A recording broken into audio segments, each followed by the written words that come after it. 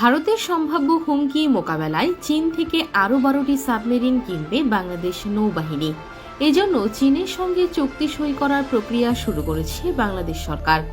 চুক্তি অনুযায়ী বাংলাদেশে নৌবাহিনীকে সর্বমোট 12টি সাবমেরিন সরবরাহ করবে চীনের সামরিক বাহিনী। এই 12টি সাবমেরিনের মধ্যে 7টি নির্মাণ হবে চীনের হলুদাও সাবমেরিন শিপইয়ার্ডে, আর বাকি 5টি সাবমেরিন খুলনা শিপইয়ার্ডে যৌথভাবে নির্মাণ করবে বাংলাদেশ ও চীনা নৌবাহিনী। মূলত চীন থেকে সাবমেরিন তৈরির প্রযুক্তি ক্রয় করে দেশের মাটিতেই সাবমেরিন তৈরি করতে চায় বাংলাদেশ নৌবাহিনী। পৃথিবীর মাত্র হাতে গোনা কয়েকটি দেশ সাবমেরিন বানাতে পারে। এবার সেই তালিকায় নতুন করে নাম লেখাতে যাচ্ছে বাংলাদেশ। নতুন এই 12টি সাবমেরিন বাংলাদেশের নৌবহরে যুক্ত হলে পুরো বঙ্গোপসাগর দাপিয়ে বেড়াবে বাংলাদেশ নৌবাহিনী। বঙ্গোপসাগরে বাংলাদেশকে চ্যালেঞ্জ করার মতো সাহস দেখাতে পারবে না প্রতিবেশী ভারত ও মিয়ানমার। সাবমেরিন একটি স্ট্র্যাটেজিক অস্ত্র, কারণ এটি সমুদ্রের তলদেশ দিয়ে নিঃশব্দে চলাচল করতে পারে এবং সাবমেরিন দিয়ে শত্রুপক্ষের সমুদ্র বন্দর পুরোপুরি ধ্বংস করে দিতে পারে। সাধারণত বিশ্বাসযোগ্য খুবই ঘনিষ্ঠ কোনো মিত্র দেশ ব্যতীত একটি দেশ অন্য একটি দেশের কাছে সাবমেরিন প্রযুক্তি হস্তান্তর করতে চায় না। চীন শুধুমাত্র পাকিস্তান ব্যতীত একমাত্র বাংলাদেশকেই সাবমেরিন তৈরির প্রযুক্তি সরবরাহ করেছে। শেখ হাসিনা পতনের পর থেকে বাংলাদেশ চীনের কাছে আরও বেশি বিশ্বস্ত হয়ে উঠেছে। ভারতের ক্রমবর্ধমান আগ্রাসন মোকাবেলায় বাংলাদেশের প্রতিরক্ষা ব্যবস্থাকে শক্তিশালী করতে চীন বাংলাদেশকে সাবমেরিন তৈরির প্রযুক্তি সরবরাহ করবে বলে জানিয়েছে দেশটির প্রতিরক্ষা দপ্তর। ওদিকে চীনের সঙ্গে বাংলাদেশের এমন চুক্তির খবর প্রকাশ্যে আসতেই তীব্র আপত্তি জানিয়েছে ভারত। ভারতের প্রাক্তন সেনা কর্মকর্তারা চীন থেকে সাবমেরিন ক্রয়ের ব্যাপারে বাংলাদেশকে কঠিন হুঁশিয়ারি উচ্চারণ করেছে। তবে বাংলাদেশ সরকার ভারতের আপত্তিকে পাত্তা না দিয়ে চীন থেকে সাবমেরিন ক্রয়ের আলোচনা চালিয়ে যাচ্ছে।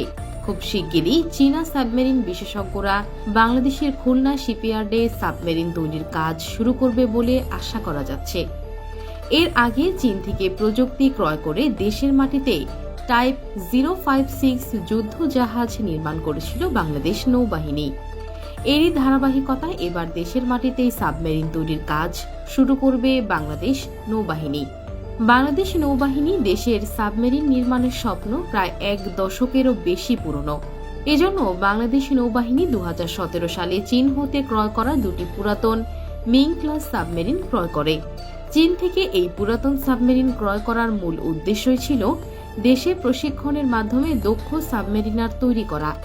গত 8 বছরে বাংলাদেশ নৌবাহিনীতে অসংখ্য সাবমেরিনার তৈরি হয়েছে, যার ফলে বাংলাদেশ নৌবাহিনীর বহরে নতুন সাবমেরিন যুক্ত হলেও সেটি অপারেট করার মতো যথেষ্ট সাবমেরিনার বাংলাদেশের হাতে রয়েছে।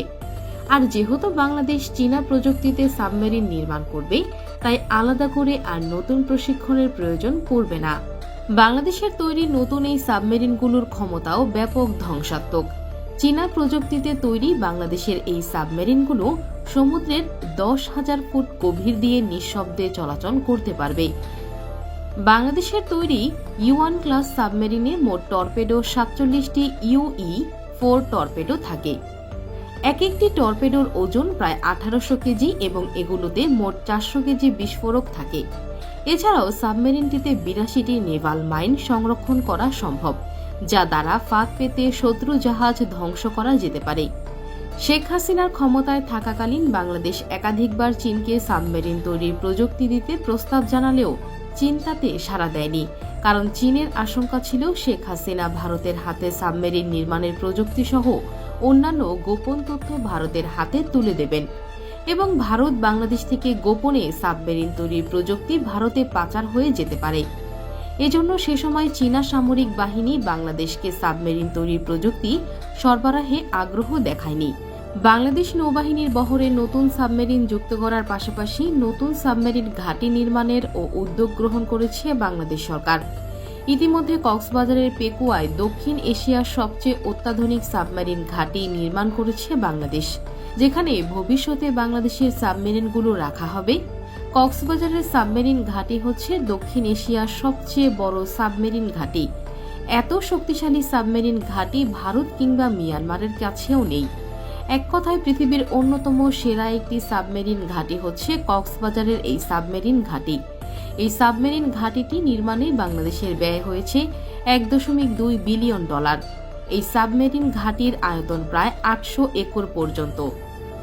বাংলাদেশ নৌবাহিনী কক্সবাজার ছাড়াও বরিশালের পটুয়াখালীতে নতুন একটি সাবমেরিন ঘাঁটি নির্মাণে চীনের সঙ্গে চুক্তি সই করেছে। পটুয়াখালীর এই সাবমেরিন ঘাঁটিতে 12 থেকে 16টি সাবমেরিন রাখা যাবে।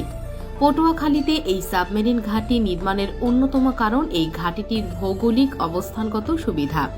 এজন্য পটুয়াখালীতে নতুন আরও একটি সাবমেরিন ঘাঁটি নির্মাণ করবে বাংলাদেশ নৌবাহিনী, যাতে করে যুদ্ধকালীন সময়ে কোনো একটি সাবমেরিন ঘাঁটি ক্ষতিগ্রস্ত হলেও অপর একটি সাবমেরিন ঘাঁটি থেকে সাবমেরিন অপারেট করা যায়। তাছাড়া ভৌগোলিক দিক থেকে কক্সবাজার সাবমেরিন ঘাঁটি মিয়ানমারের কাছাকাছি অবস্থান হওয়ার কারণে এটি মিয়ানমারের মিসাইল সীমার আওতায় রয়েছে। কিন্তু পটুয়াখালীর সাবমেরিন ঘাঁটি থেকে ভারত ও মিয়ানমার উভয় দেশই নিরাপদ দূরত্বে অবস্থিত। পটুয়াখালী সাবমেরিন ঘাঁটির ভৌগোলিক অবস্থানগত সুবিধার কারণে বাংলাদেশ নৌবাহিনী একই সঙ্গে ভারত ও মিয়ানমারকে মোকাবেলা করতে পারবে, কারণ এই সাবমেরিন ঘাঁটি থেকে সরাসরি ভারত মহাসাগরীয় অঞ্চলে পৌঁছানো সম্ভব। সেক্ষেত্রে বাংলাদেশকে ভারতের নেভাল ব্লক দেওয়া এক প্রকার দুঃস্বপ্নের মতো। বাংলাদেশের সাথে ভারতের কোনো যুদ্ধ হলে ভারত প্রথমেই তাদের নৌবাহিনী দিয়ে বাংলাদেশের সমুদ্র সীমা বন্ধ করে দিতে চাইবে, যাতে করে বিদেশ থেকে কোনো পণ্য আমদানি রপ্তানি না করতে পারে। বাংলাদেশ নৌবাহিনীর বহরে যদি চীনের U1 ক্লাসের 12টি সাবমেরিন যুক্ত হয়, তবে বঙ্গোপসাগরে ভারতের একক দাদাগিরি বন্ধ হবে। বাংলাদেশ নৌবাহিনীতে চীনের উচ্চ ক্ষমতা সম্পন্ন U1 ক্লাস সাবমেরিনগুলো যুক্ত হলে শুধুমাত্র বঙ্গোপসাগরেই নয়, বরং ভারত মহাসাগরে আধিপত্য বিস্তার করবে বাংলাদেশ নৌবাহিনী। সাবমেরিন একটি গেম চেঞ্জার অস্ত্র। যে দেশের সাবমেরিনের সংখ্যা যত বেশি, যুদ্ধক্ষেত্রে সেই দেশ তত বেশি শক্তিশালী। বাংলাদেশ যদি একটি শক্তিশালী সাবমেরিনের বহর গঠন করতে পারে, সেটি হবে ভারতের মাথা ব্যথার অন্যতম কারণ। চীনের সঙ্গে ভারতের সমুদ্র সীমা না থাকার কারণে চীন বাংলাদেশের মাধ্যমে ভারতকে চাপে রাখতে চায়।